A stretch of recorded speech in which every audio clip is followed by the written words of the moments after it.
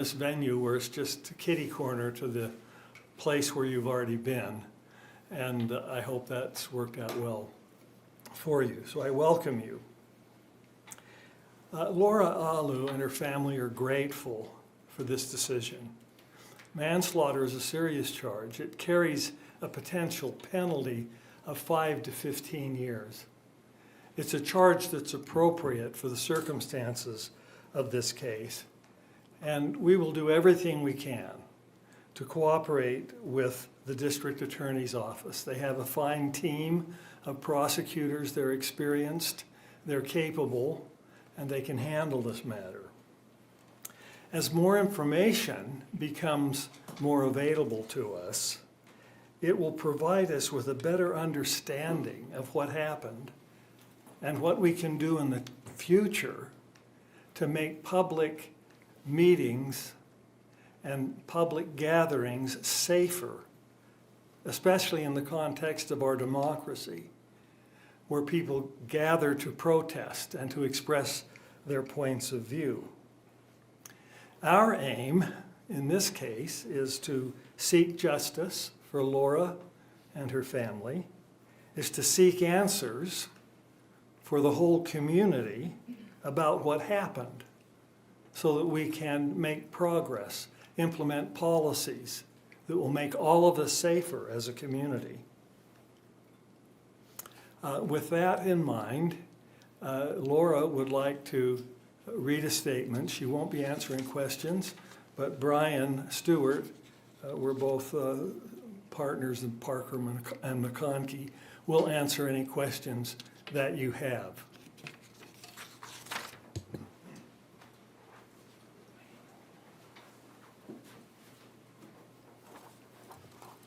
Hi. I am grateful to stand before you today as criminal charges are being filed against Matt Alder for negligent manslaughter of my husband, Afa Alu. These past 5 months have been long, painful, and deeply frustrating as we waited for answers for Afa's life. Waited for answers after Afa's life was so carelessly taken in June. For 5 months, there had not yet been any accountability for actions or clarity as to how such a horrific incident would be addressed, nor remorse from Matt Alder himself for taking Afa's life from us and from the world. While the wait for justice has been difficult, I understand the need for a careful and thorough investigation in a case as legally complex as this one. I am especially grateful for the diligence and determination of the District Attorney's Office and its investigators, which allowed them to reach a decision that I feel is both moral and just. Today's charges represent a significant first step in the right direction and establish a precedent that I hope will lead to a safer environment at public gatherings in the future. No one else should have to go through what me and my children have experienced. It is my desire to help ensure that tragedies like this are prevented in the future and that public spaces in our community remain safe. I wish so badly that losing my husband, Afa, who was an incredible father, advocate, creative, and champion for others, didn't have to happen unnecessarily to raise awareness of this issue. The grief of losing him has been profound and overwhelming, and I'm resolved to continue striving for meaningful justice and change and look forward to future cooperative efforts. Thanks. Do any of you have any questions that you want to raise? Yes. So will you still be pursuing the wrongful death lawsuit? Yes, we will. Right now? Yeah, that's being drafted, and hopefully after Christmas, things slow down in December, but after Christmas, we'll be filing a complaint against Alder. Have you identified anybody else you might be filing that against? That's a good question. We're looking at all of the parties because there are serious issues that have been raised. For example, how are these kinds of events vetted? In this particular case, you have a situation where the city received false information. The person who sought the license didn't give his real name. And so there's an issue as to how much information should a city require? What kinds of questions should they ask? Should there be insurance in some situations? Should that be required of groups of large size? So you've got that issue. You've got the issue of coordinating with the police. Did the city coordinate with the police? Did they know what each other was doing? You've got the issue of whether or not it's a wise policy to invite so-called peacekeepers who may or may not have the proper training. And so all of these issues, we hope, as this case moves forward, will be explored and changes should be made so that it's far less likely that we'll have this type of an occurrence in the future. Are you able to talk more about that part, about the person who applied for the permit? Were they applying for somebody else like their boss, or was it a complete lie, their name that they gave to the person? It was a complete fabrication, the name.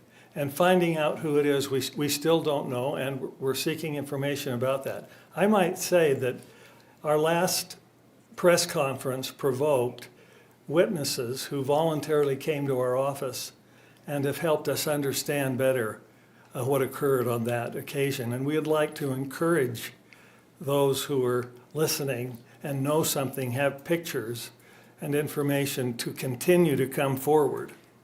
Considering all that's gone wrong with this, do state and lawmakers need to take another look at open carry? Well, clearly, it's dangerous to have a large group of people who are particularly protesting on a political issue to allow people to carry guns. I mean, that's dangerous. And even in the states who have very laws that permit people to carry weapons, they still have laws that prevent them from taking them to a political rally or into a church or onto a campus. And states far more conservative than our own have felt that those kinds of restrictions are appropriate. If those laws had been in effect, it would have been helpful in this situation, as I'm sure you learned from Sim Gill and from his analysis of what occurred in this case. And so I hope my hope is that once the facts get out, that we'll all put our heads together and say, look, how are we going to make things safer? That may mean we need some good legislation. Yeah. Are you pursuing any action against Gamboa? No, we're not.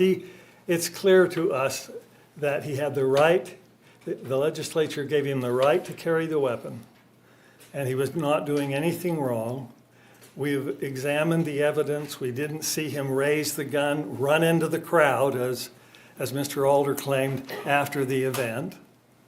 And so he is in compliance with the law, and therefore we won't be pursuing him.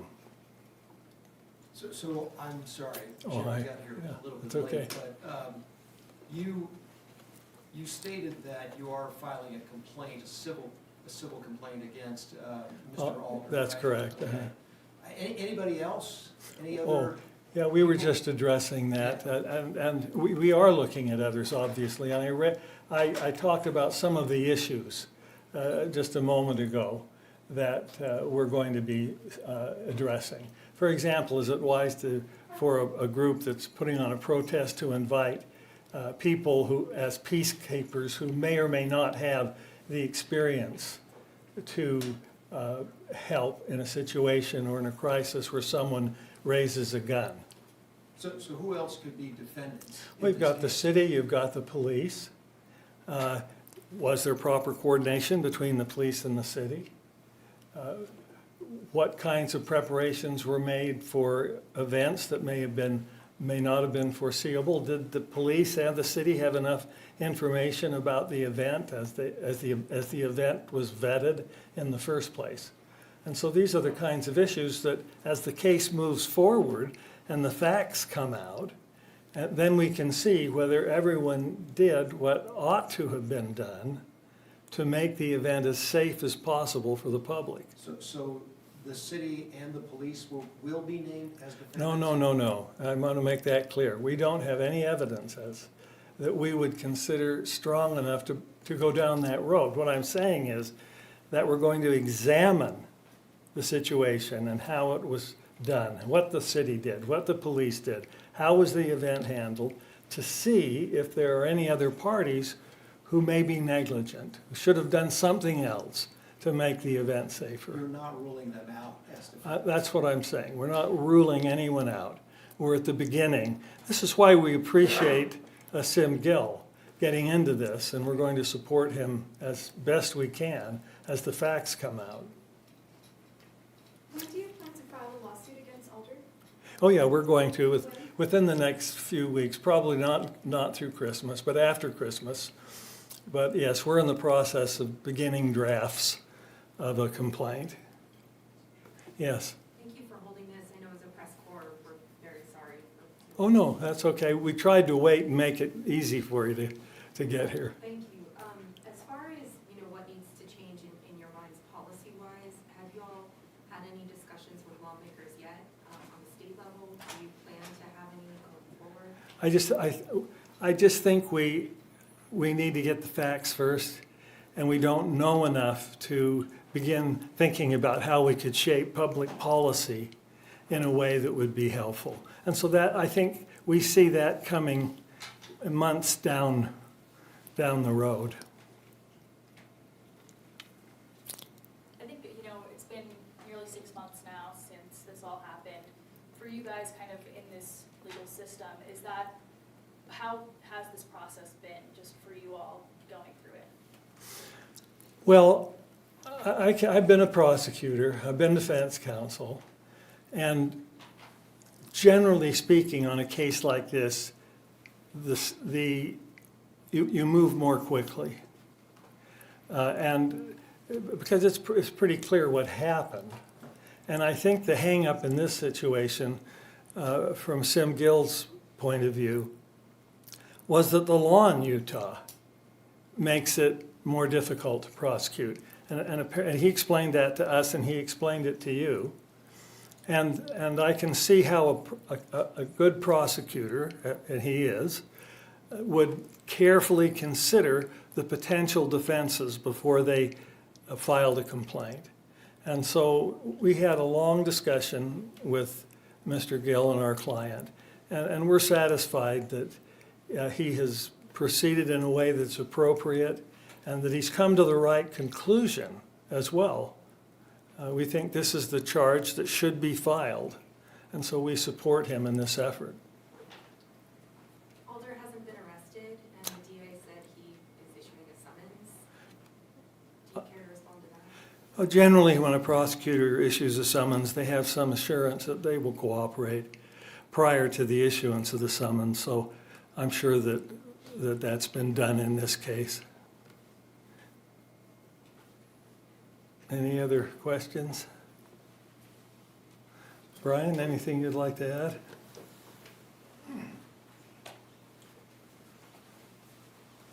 Just by way of explaining why we want to proceed slowly and deliberately in terms of understanding what happened and why Matt Alder might be the only defendant initially. When tragedies like this happen, it's generally a series of failures or mistakes that happen where preventative measures or oversight is not done that allows these kind of tragedies to happen. And in this case, as Jim mentioned, that could be part of like the oversight of the city, the police, and also these groups that were involved in planning the event, organizing the event, and providing security for the event.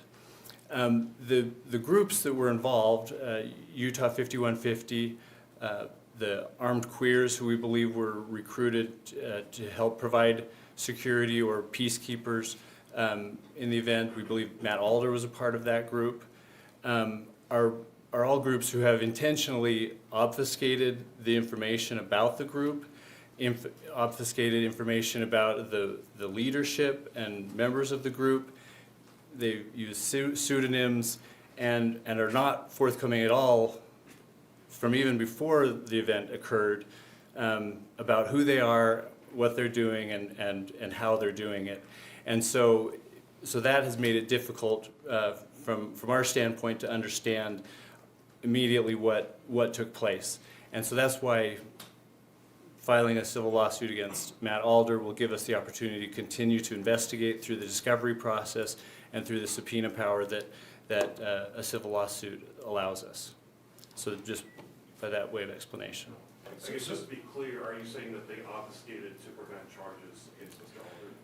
Well, they obfuscated their names and organization before the event, and so it wouldn't have been because of the tragedy, but it is odd and suspect that these groups don't say who they are and what they're doing at the outset, and that, you know, of course puts even more onus on the city to double check and understand who they're even dealing with when they're setting up a protest that is going to be politically charged and potentially dangerous. That you can just, you know, put Bugs Bunny on your permit for a huge protest that is going to involve firearms, and the city says, well, we're not going to look into it. You know, we're not going to check up on it, and that clearly is a problem. And as we understand these problems, we'll know better who needs to be held accountable, what changes need to occur, and we'll have more information about that as we go. So armed queers could be a defendant? Our understanding is that Matt Alder was part of that group that brought firearms to the event at the last minute and clearly lacked training and instructions as to how to do their job in a way that would keep the public safe. So yes, that's entirely possible. And when you say they obfuscated, what have they done to conceal their identities? Everywhere they communicate online is using multiple pseudonyms and for different parts of their leadership, and so it's very difficult to figure out even who the leadership of these organizations are, and if they were, you know, all on the up and up in terms of what they were doing and how they were doing it. It seems odd to me anyways, before the event and after the event, that we're not able to quickly understand who the leadership is and what their roles were in organizing the event. If the law permits people to carry guns in the way that they did, though, doesn't the buck stop with the state in terms of our state law and policy rather than with the city? Well, you know, certainly we believe that the state and the city have responsibilities for enforcing the laws and allowing people to exercise their rights.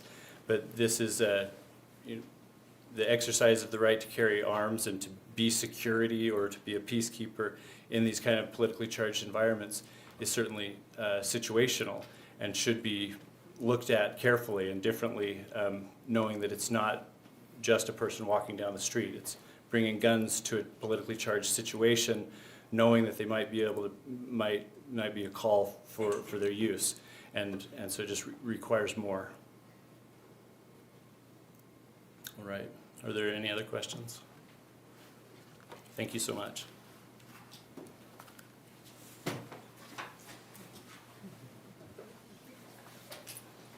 Thank you.